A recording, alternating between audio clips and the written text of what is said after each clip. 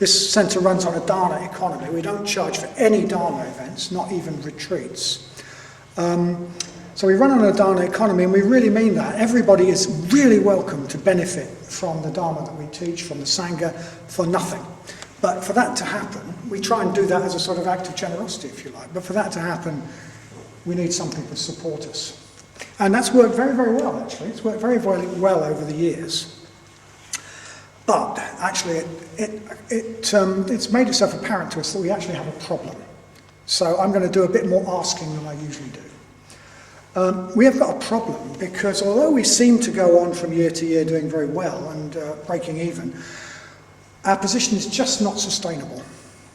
And it's not sustainable for several reasons. One reason is that Suryamati and I, for several years, have been working with no support whatsoever. And we're both in our 60s. And energy's wane. We need to sort of scale back what we do. We need to make room for other people. It won't be very long, it won't be very long before we'll need to be replaced by younger people. And those younger people will need to be supported. They won't be able to support themselves the way we do. Second thing is that poor old Satyajyoti, who does a wonderful job of being a women's Mitra convener, which is really a full-time job, but she's only supported part-time. She has to have another quite stressful job as well, and doing two jobs is quite stressful. She really needs, Satyajyoti really needs to be supported full-time. The third thing that's going on is we've grown enormously. If you look at the charts downstairs, you'll see that since 2007, just about everything about this centre has doubled. The numbers of people at every level have doubled.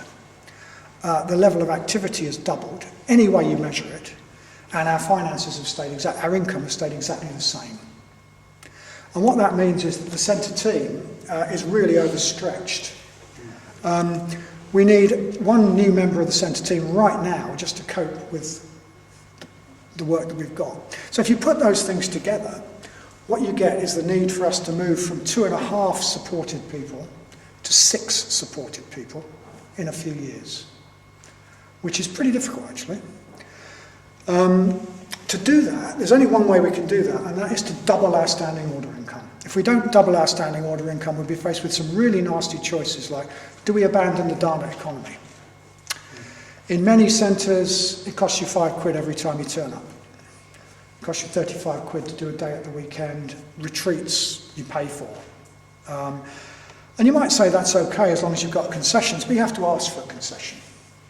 I don't think there should be any people having to say, well, I'm sorry, I haven't got that money, I can't pay.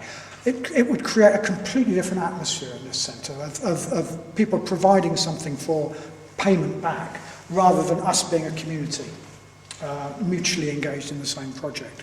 So I really don't want to abandon the Dharma economy. The other thing we could do is cut back on our activity. We really don't want to do that. If we don't want to do either of those things, the only way we can do it is to double our standing order income. It has to be through standing orders. Money put in the Dharma bowl doesn't work. We can't take somebody on the centre team on the basis of money on the Dharma bowl because it goes up and down and all over the show. We have to have regular income to do that. So we're going to ask you to, in a slightly more forceful way than usual, I suppose, to think about helping us with that problem. I want to stress this remains a Dharma economy. Everyone is really welcome to benefit from this centre. Some people are simply not in a position to give financially, and that doesn't make any difference whatsoever. Okay? That doesn't make any difference whatsoever. They're a full member of this Sangha. Don't want anyone to feel under pressure. But if you want to help with this problem, I'd really like to invite you, if you haven't already got a standing order to this centre, to take one out. And even if you've got, some people are really not in a position to give any money. It would be ridiculous for them to. But even if you've got quite low income, you might think, well, would I notice £1 a week, for example? One of the things that's happened is there's an awful lot more people on low incomes at this centre than there used to be. And if all of those people just gave, I don't know, £5 a month or something, which I don't think one would notice. Maybe you're in a situation where you would. But if you're not, that would make a huge difference. So you might even think, even if I'm on a low income, maybe I could take out a standing order. There's something symbolic about being part of the project, about about helping with the project. If you've got a proper salary, you might think about more than that. But unfortunately, we're not going to double our standing order income and solve this problem by new people taking out standing orders. We have to also ask people who've had a standing order for a while, particularly for a long while, would you think about increasing it? Would you even think about doubling it? Because that's what we're sort of going to need. So if you've had a standing order for a while, you might want to think about that. So that's my request. My request is, if you haven't got a standing order already, please think about taking one out. If you have got a standing order but haven't increased it, please think about increasing it, maybe even doubling it, because inflation has happened, costs have gone up, and etc., etc. We're going to give you, some of you already had letters, we're going to give out letters to people which explain the situation hopefully better than I've just explained it. And they also contain a pledge form. So you might want to fill in a pledge form if you feel, yes, I move to do this, rather than trying to come up with bank account details and everything. You might just want to fill in a pledge form and put it in the golden box, which is in the corridor, and then we'll know whether we're getting anywhere with this, basically. So you might want to fill in a pledge form, or you might want to fill in a standing order form, or you might want to just think about it. Take a standing order form away and think about it.